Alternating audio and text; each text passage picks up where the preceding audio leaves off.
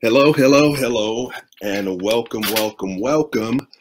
In this session, we are going to be talking about thriving post COVID, overcoming your obstacles with confidence. Before we start, I want to do a few housekeeping chores. Obviously, I know you know where the restroom is and stuff like that. But for if there's a reason, for any reason we get disconnected or the connectivity is slow, I want you to go to my website, www.obstaclecrusher.com, and just put in your contact information. You go to the bonus page, put in your contact information, and anything that I share or talk about, I will make sure it gets to you. I'm going to put the website in the chat right now.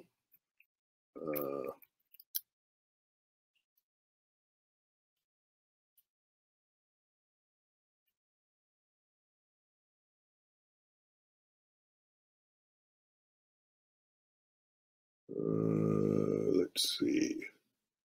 Here we go. All right. And so there is the website. Um, Also, I want to encourage you to have pen and paper ready because I'm going to share a lot of information and I'm going to give you assignments, homework assignments uh, in order for you to be more productive and be, and to learn some techniques to thrive during the post COVID. And so if you follow those exercises, that will be very helpful for you too.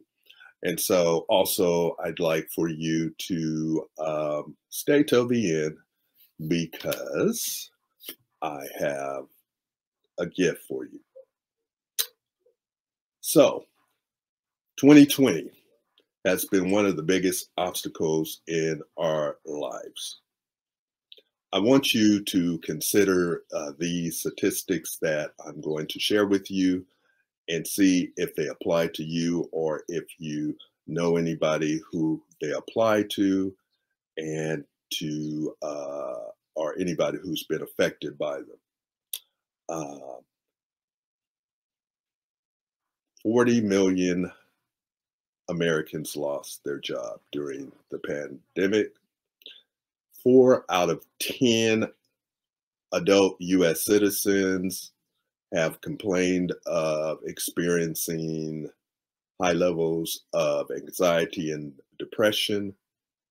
There were a Yelp statistic that showed that 60% of the businesses that shut down during the pandemic crisis are now permanently closed. So this was a very challenging year. Many people's confidence has been negatively impacted. Many people felt like they had no options. They felt like they had no one to talk to because everybody was going through the same thing. Many people just didn't know what to do. Your world as you know it has changed and it's somewhat chaotic. It's been the greatest obstacle you've ever experienced in your life. My name is Ray Wilson. I am known as the Results Coach. I am an award-winning author of the book Obstacle Crusher: 5 Steps to Rapid Results to Success. I am also the author of an Amazon bestseller called Entrepreneur Mindset: Advice from the Experts. I am a certified high performance coach and a certified transformation and leadership coach, but it hasn't always been that way. I've experienced a lot of obstacles, especially as a young man. I experienced extreme levels of racism. I was held back in the first grade by a racist teacher, and my parents couldn't do a thing about it. As a young kid, I watched my mother and my father be arrested by the police. at the same time, both because they were Black and we were left to fend for ourselves. As an adult, I was diagnosed, quote, with an uncurable disease. And then I had a high paying job where I was sabotaged by my manager and my subordinates. I was demoted. I was embarrassed. I was constantly insulted. So now I've decided to dedicate my life to helping you overcome the obstacles in your life so that you can live a successful, a prosperous, and fulfilling life. You interested?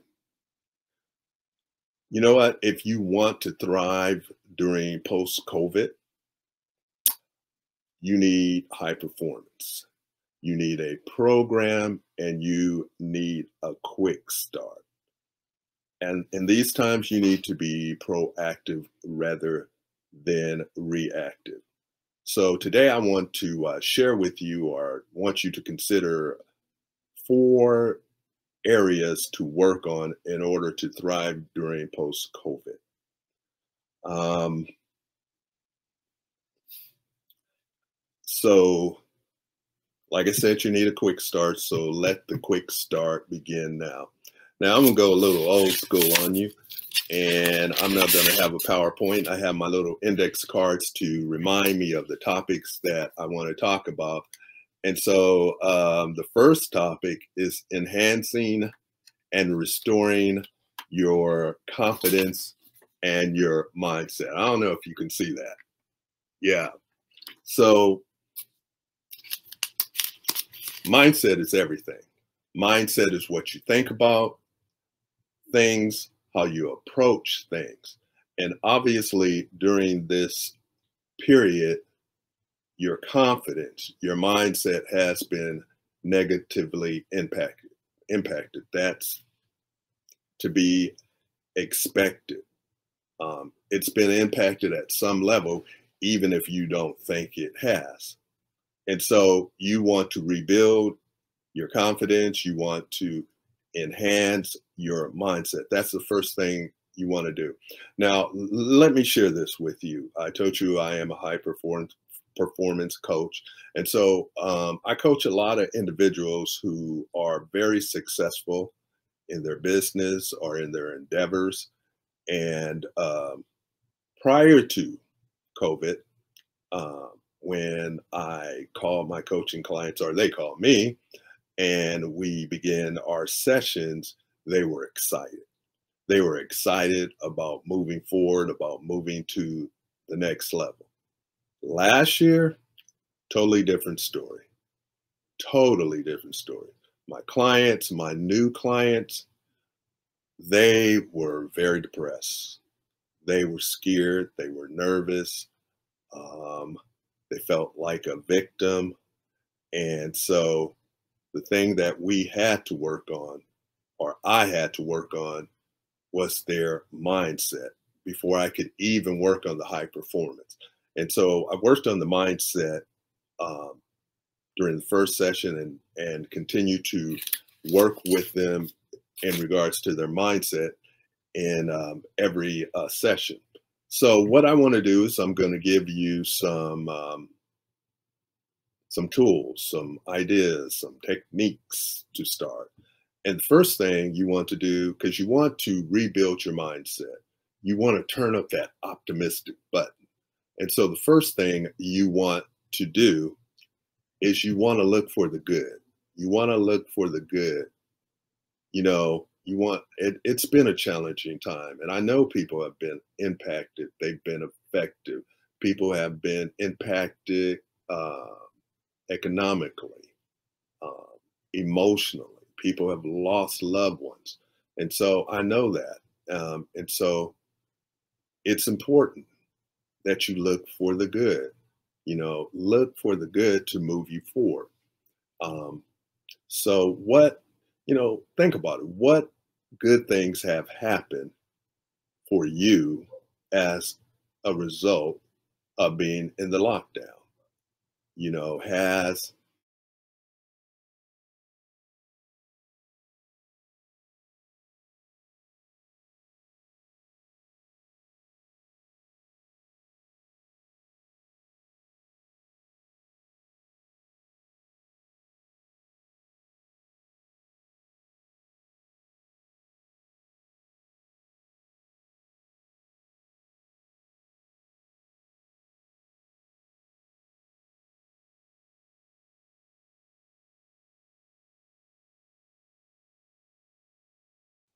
what good is the word I'm trying to say? What good has come out of it? I know for me, one of the things I can share with you, because I was in lockdown, I had decided to lose weight because I had gained more weight in 2019 than I had ever weighed before. So during the lockdown, I was able to lose 35 pounds. 35 pounds. I don't think that would have happened if I would have continued on my busy schedule because, you know, you eat bad food in between your hectic day.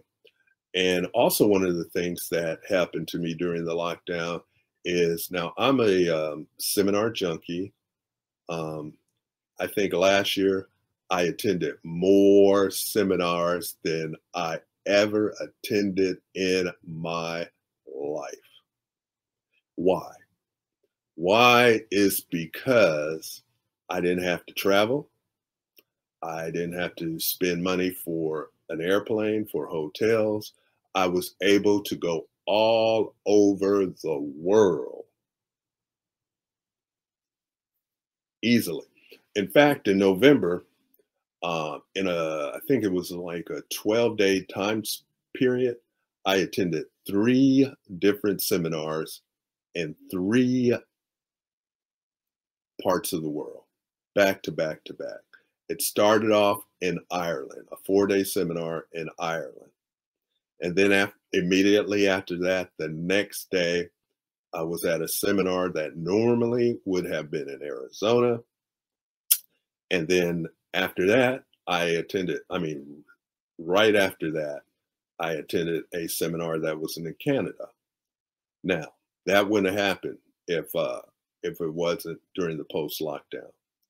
There's no way I could have traveled from Ireland to Arizona to Canada.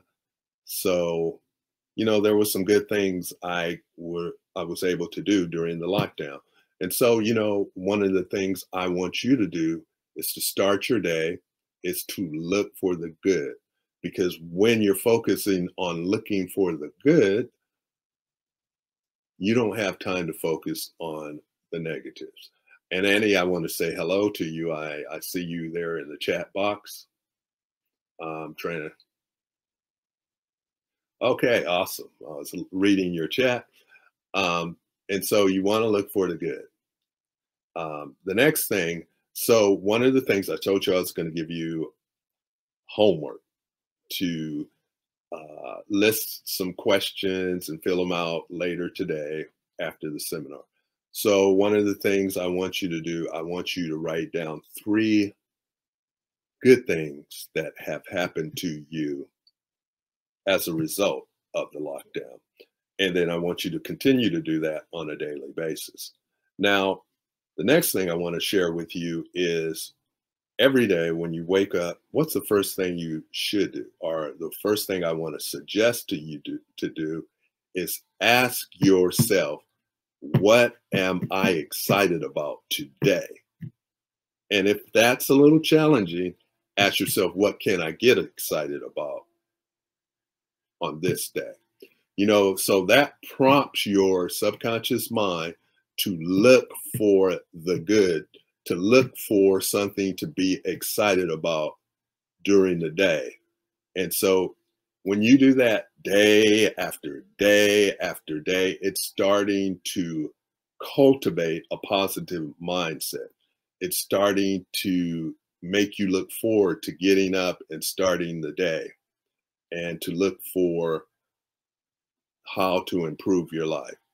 And so every morning, you know, if you can pray to your creator and give thanks, and then ask yourself, what am I excited about today?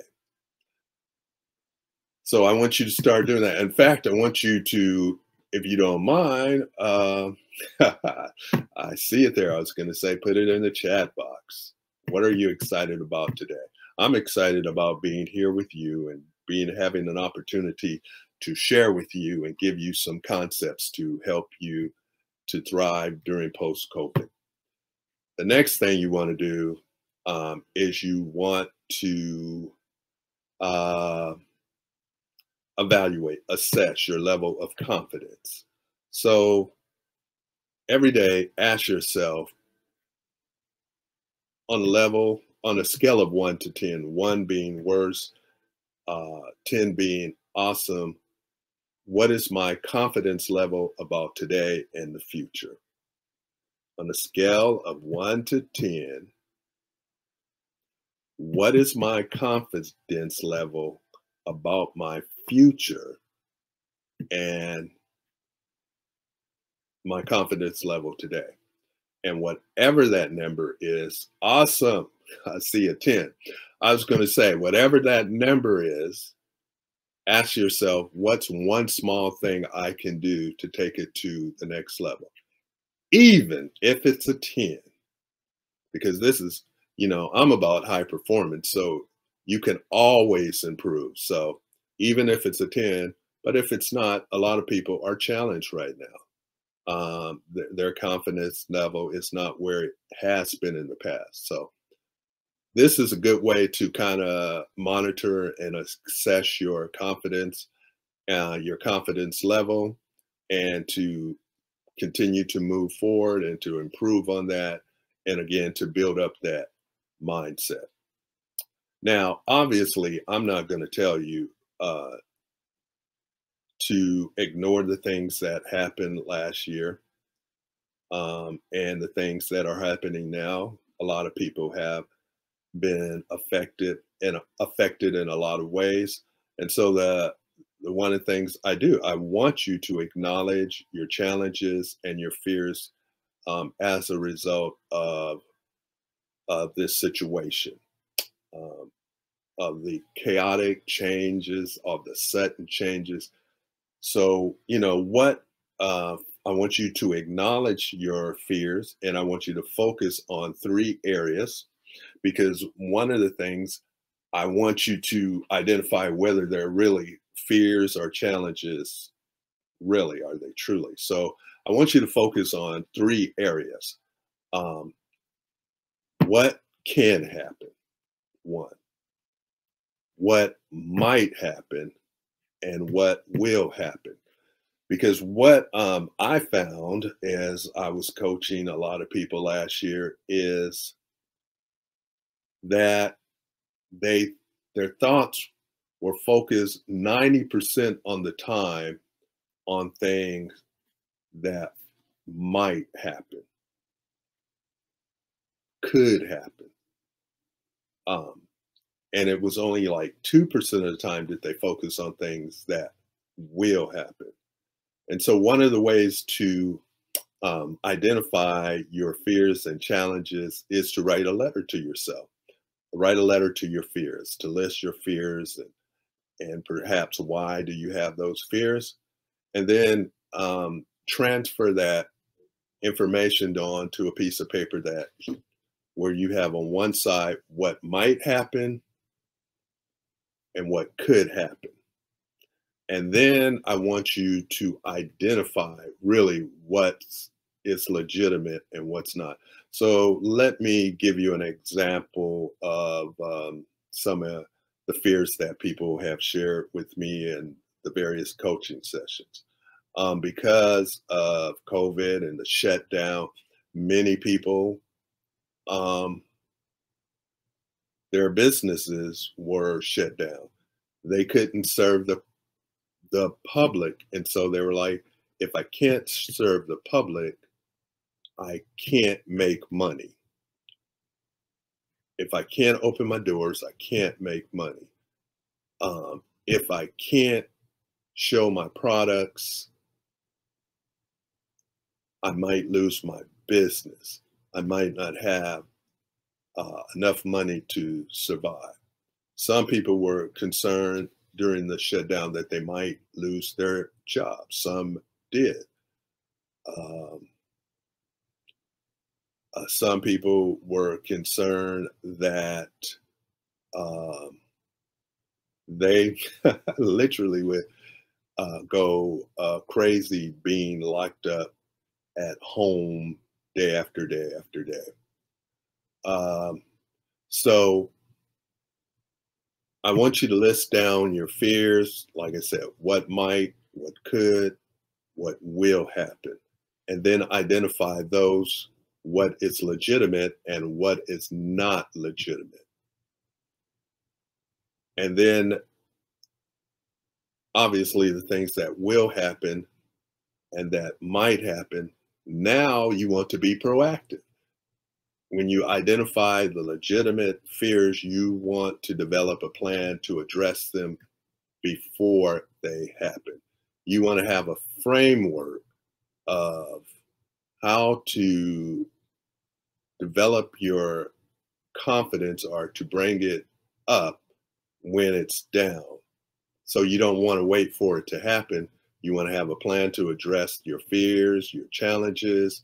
You want to have a framework to bring up your confidence when it's down. And I talk a lot about that in my book. In the first chapter, we talk about mindset um, and things that you can do to enhance your mindset. All right, so we talked about mindset. So I've given you a few assignments that you can do on a daily basis. The next thing I want you to consider and I want to share with you is creating and identifying options. So I know I got my little index cards. I noticed a lot of people were having problems with this technology, and I just didn't want to complicate things anymore. So I said, I'm going to keep it simple. But yeah, you want to create and identify your options. During this shutdown, a lot of people felt they didn't have any options. And you want to always have some kind of options in good and bad times. A lot of people were not prepared for this. Um, and then things have changed the way that you do business. And so the first thing I want to talk to you about is, utilizing technology. Um, there's been a lot of technology, and there's been a lot of people who have avoided technology or they have ignored technology. And you want to look at the way that you do business and how you can use technology to assist you into continuing to do your business and continuing to make money. Now, one of my clients, when I first took him on, he was very depressed because he was in a holistic healing business and he was into energetic healing. He had to literally, he said, touch his patients and shut down. He had to shut down his business. In fact, he had just bought a new home and he had just bought a new office space. So um, he was very concerned about it. And so we looked at that, and what we did was we were able to use technology and turn his hands-on um, business to training, to education. So he would train his clients in those particular areas, and as well as he would sell supplements to them. So um, that's what you got to do. You got to look at technology. What do you need to do? How do you need to use technology to change the way that you are doing business? AC, welcome. Thank you for being here. Um, so what technology do you need to apply to your business and the way you're doing things? Maybe, a lot of people, they have been shut down. They haven't been able to do business. And one of the things that I have been helping people with or directing them to, because I don't necessarily do this myself, but online businesses, that you can sell other people's product online. So you don't have to create the product. You don't have to create the customers, because there are ways to identify the people who want those products and services, and you can establish an affiliation with the producers of those products. Um, this is not really part of my presentation, but if you want to learn more about online marketing, shoot me an email at joinraywilson@gmail.com and say, I want to learn more about online marketing business. It's the same principle that, Amazon. Basically, they own nothing, but they sell everything. It's like Uber. Uber owns no cars, but they're making money off of people ride sharing. The AR&Bs, they don't own any real estate, but they're now probably one of the most, what's the word I want to say? They're making the most money in the hotel business, and they own no property. And so that's the online marketing is something that you can do, and I can share with you how you can make money from that. Um, you know, Another thing I want to talk about is pivoting, changing your business model or your business structure. Uh, so I want to give you a few examples of people who had to change their business structure during the COVID. There was a gym owner. He owned a lot of gyms. He was making multi-million dollars. Shutdown came, could not have anybody in his gym. He had all this rent to pay, all this office space. Plus, he was working 80 hours a week just to run the gym. So he had to really think about it. So what he did is he called his clients. He said, I have this piece of equipment, this elliptical. I don't go to the gym, so I'm the wrong person to be talking about. But he called them and he would tell them different pieces of equipment. And he said, I will lease this equipment to you for a certain subscription fee a month. Are you interested? A lot of people took him up on it. And apparently, the equipment, and you can't buy that kind of workout equipment in a retail store. It's a whole nother level. So anyway, he was able to lease out his equipment, and that's what he does now. He leases out his equipment. He sells a subscription to his client. He no longer has to pay for office space, and he no longer has to spend 80 hours a week trying to run his gyms, going from place to place. So that is just one example of how to pivot. Another example is someone I knew, or I didn't know. I heard about someone who had an art gallery, and obviously they could not have art shows and they weren't selling their art. But one of the things they noticed, that since everybody is now on Zoom and they were looking at everybody's background and they were saying, oh, all these people have terrible backgrounds. And so what they did is they started selling their art, calling it Zoom art background. They're making a lot of money now selling what they call Zoom art background. And so they pivoted on the way that they do business. So that's another thing. So I want you, here's another homework assignment. I want you to write three ways that you can pivot in your business or the service that you are currently in. Even if you don't need to right now, because remember, we're talking about being proactive versus reactive. So you never know when you might have to switch over. And I was thinking of one more example. It'll come to me. But there is a company in Japan.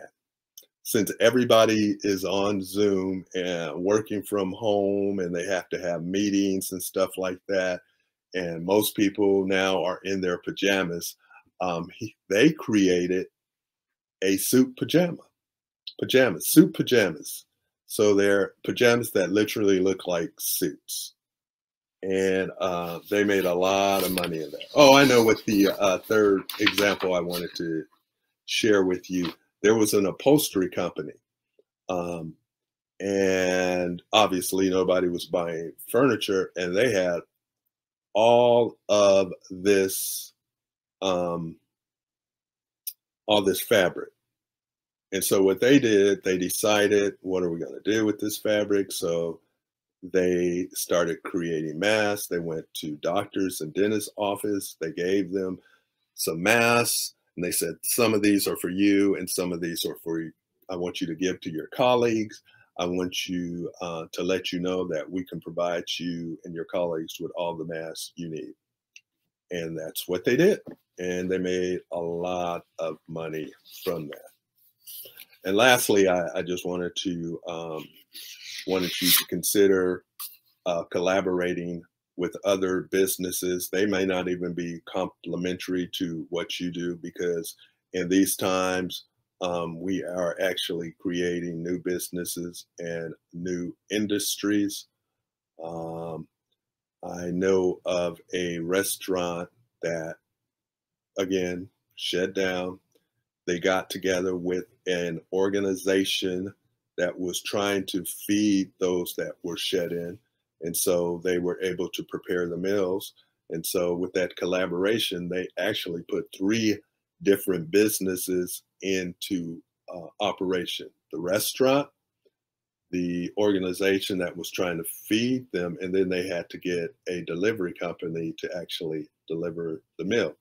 So um, that's something you want to do. And then you want to collaborate with your employees. If you had a business, even if you had to let them go, you need to check in with them to let them know that you're concerned about them. That's one of the things you need to do. Another thing you want to do is to pick their brain. Pick their brain, because they were the ones on the front line dealing with the customers, and you'll be surprised how enlightened you'll be with the information they will share with you. I used to be an auditor, and I used to have to go into organizations and come up with ways on how they could improve their operations. And one of the things I used to do a lot is I used to just talk to the workers and ask them what did they think. A lot of times their managers never asked them, they never talked to them. And so those people felt disrespected, but they were willing to share with me because I asked, and then I just add a few things, cost analysis to it, and then I make this recommendation. The company had to pay a lot of money. They could have saved a lot of money by just talking to their employees. So you want to collaborate with your employees. You want to collaborate with your clients. Now, the customer I told you about, I urged him to call his clients to see how they were doing, to see what they needed. They were the ones who told him what kind of information that they needed training on. And they were the ones who told him what kind of products to sell to them. And so you want to collaborate. You want to find out what people's new needs are, what new problems you can solve. You also want to collaborate with the government, and not just because relief packages or stuff like that, but to find out how you can partner with them and to provide different kinds of services. I was on a group call, and there was a lady in the UK, and she had this special process of sanitizing electronic equipment like computers and stuff like that. She reached out to the government and shared that with them. She got a contract, a large contract with the government, but more importantly, there was such a demand for that service that she began training others on how to do it, and got them contracts under the umbrella of her company. And now, so she's making a lot of money. And so um, I want you to write down, here's my assignment again. I want you to write down 3 organizations, people you can collaborate with that you need to reach out to today. All right, so we've talked about enhancing and restoring your confidence. We've talked about creating options. And now I want you to consider, or I want to talk about being productive versus busy. Now, I know it seems like a lot of the stuff I'm talking about is basic, but these are the things that I experienced coaching clients and I had to get them through last year. And move them from a victim to a victor position. So they're very important. And so the next thing I'm going to talk about is being productive versus busy, because people are always telling me they're busy. You don't want to be busy. You want to be productive. Busy people lose track of their week, their day, their month, and they don't get the things they need to get done, and they don't move forward. And so I'm just going to briefly go through this because I had a lot of things, but I don't have a lot of time. So the first thing in being productive is you want structure. When the shutdown first came, a lot of people lost their structure. You know, they were getting up at any time of the day. They didn't have a place to go to spend 8 hours. So they were kind of doing everything. I know a lot of people told me they were binging on Netflix and stuff like that. They were overeating. A lot of people gained weight. And then they found themselves drinking more because they had no structure. And so the first thing, if you're still locked down, if you're at home, and if you don't have structure, I want you to put structure in your day. And what I'm saying is I want you to have a specific time that you wake up, a specific time that you go to bed, a specific time that you work on your products, a specific time that you eat your meals. And the reason for that is when you have a specific time eating your meals, you won't find yourself binge eating and find yourself gaining a lot of weight. And since I mentioned eating, a specific time when you're going to exercise, a specific time for winding down, for exercise, for meditation, for prayer, because you still want to have self-care in there, a specific time to sharing or interacting with your family. And these things are important. Structure will help you operate with intention and not just wandering in the wilderness. And as we talked about earlier, focusing on the negative. Another thing, you want to have productivity tools. I have a lot of productivity tools. But one of them that I want to share with you, and I'm going to try to show you on the screen, is a productivity tool that I use with my clients. It helps people to increase their productivity by at least 30%. And I notice a lot of times when I talk to audiences, they always like this particular tool.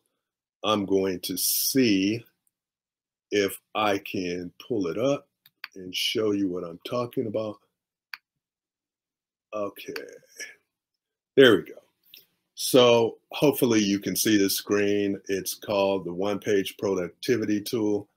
But there's some things I want to tell you to do before you actually use this tool. And I got to rush because I got a little time to talk about that. Is in order to be productive, you don't want to wake up the first thing in the day, check your mail and check your phone. No. The first thing you want to do when you wake up is drink a glass, 20 ounces of water to flush out your body, to clear out those toxins that you've been digesting all night. You want to exercise for 20 minutes to open up your body, to generate some energy, and then you want to strategically plan your day. And this is a tool that will help you to strategically plan your day.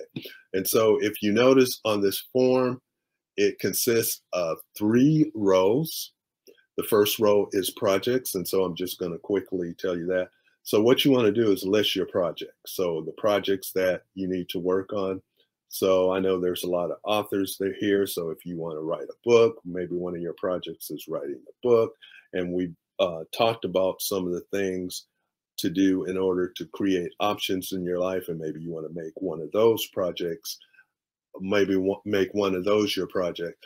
And then the lines 1 through 5, you want to place things you need to do to move the needle in order to accomplish that project, in order things to move you towards accomplishing that product.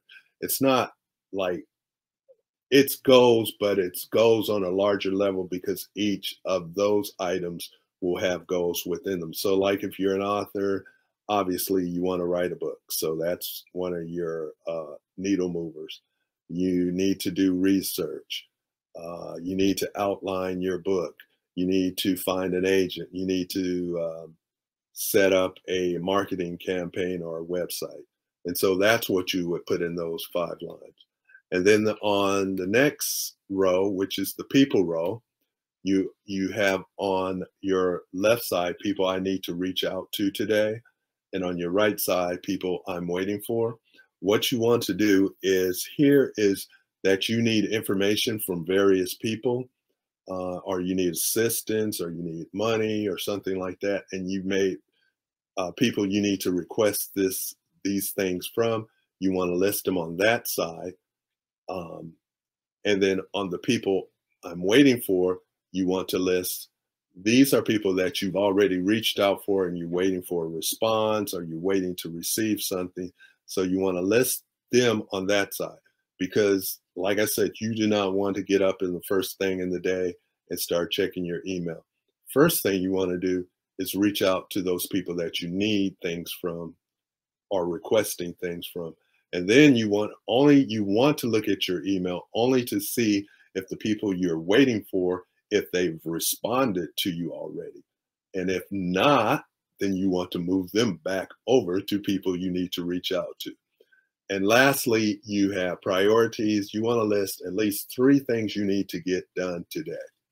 And with that, those are the first 3 things you want to do during the day. And so, let's say I'm going to stop sharing my screen. So those are, that is just one tool that you can utilize to be more productive, to strategically plan your day. And obviously I have a lot of tools that you can utilize with that. Well, our time is coming to a close. I had so much more to share with you, but I want to share with you, you need a quick start. So you need a quick start. You need to put yourself in an environment that is result oriented. I've kind of given you a quick start. Obviously, I would encourage you to go to my website, www.obstaclecrusher.com, get a book, and that would provide you with a quick start. But even if you don't buy a book, you can click on the bonus section and you can get some free bonuses. I know a lot of people always ask me for that sheet. I'll make sure you get that sheet. But obviously, I want you to buy a book. In fact, if you buy 3 books, which I recommend, I'm going to give you a special gift. And the reason I recommend you buy 3 books is one for yourself, one for an accountability partner, so you can work through the techniques and tools together and you can see improvements and you can help each other. And one just to buy a book for somebody who really, really needs it, who is struggling on overcoming obstacles. Now, it's coming to a close. I had a lot to say, but I had promised a gift if you stayed till the end. And so when you go to my website, and if you go on that bonus page and you can sign up, I want you to get an idea of high performance coaching, and I want to help you to develop a game plan to overcoming, to thriving in COVID, post COVID.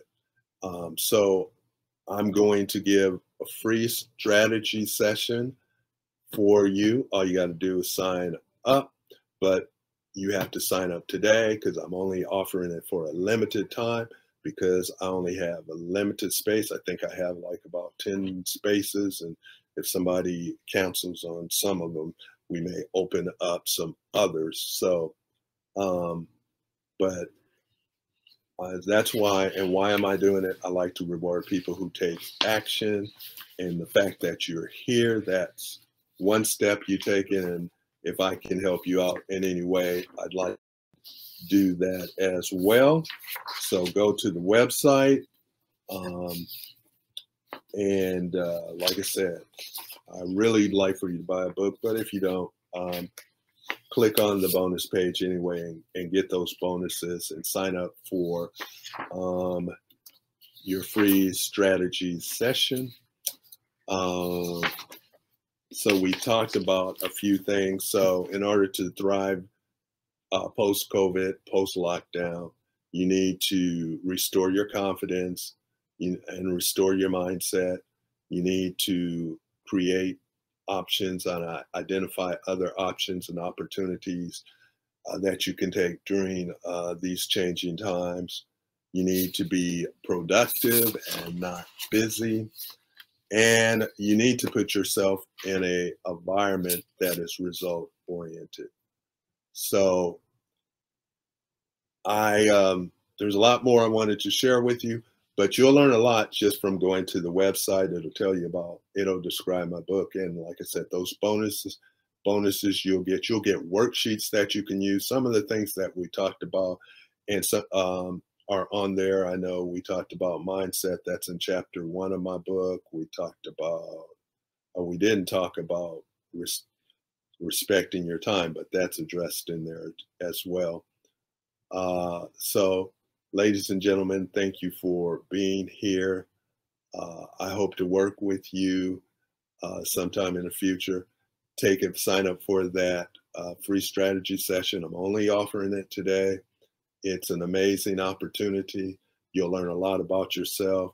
You develop a game plan for thriving through post-COVID. And so I look forward to seeing you and talking to you soon. So thank you for being here and thank you for listening.